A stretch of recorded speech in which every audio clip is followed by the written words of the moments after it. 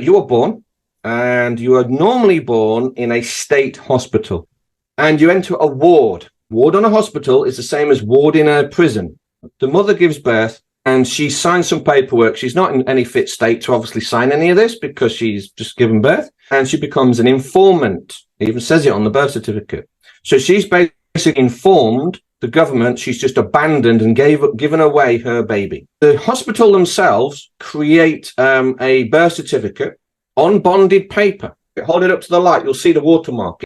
So the hospital creates a bond, a birth certificate of the live birth. Okay, they'll put you in that. And what they'll do is they'll create a manifest. Your weight is calculated in gold. All right, this is where the term worth your weight in gold comes from. So they'll take your foot, your newly born foot, put some black ink on it, push it up against a card, and that's you signing the contract. The first two names, if you've got a middle name, you'll have first two names like John, Paul, or whatever, okay? That's your name, normally referred to as a Christian name.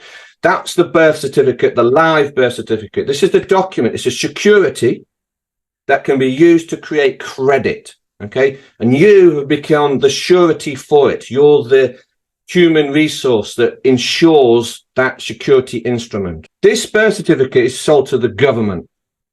Now, the government sells it on again, and this is how the government actually funds itself. It does not fund itself through taxation in any way, shape, or form. It funds itself through the credit, your credit, using your name, and through the sale of these birth certificates. The birth certificate, the live one, is sold usually through the Bank of England. By the way, Bank of England's got nothing to do with England. It's a private bank.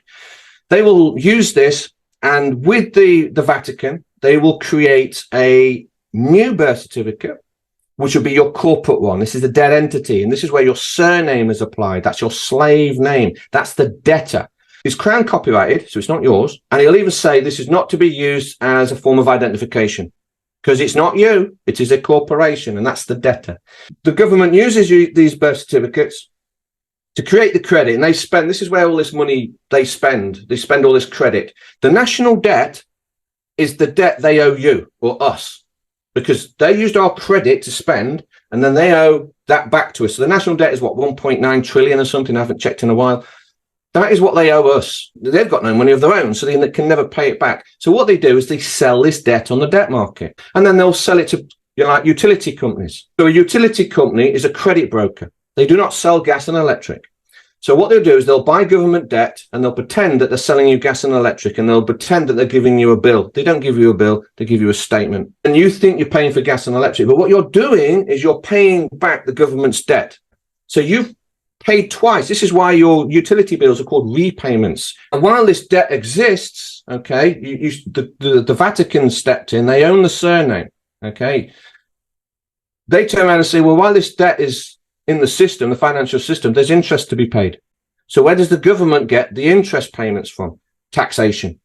So your income tax, every time you pay income tax, you're paying the interest on this debt. 60% of your income tax goes to the Vatican, 40% goes to the Bank of England, to the bond holders, to pay the interest until the debt is settled, when it's never gonna.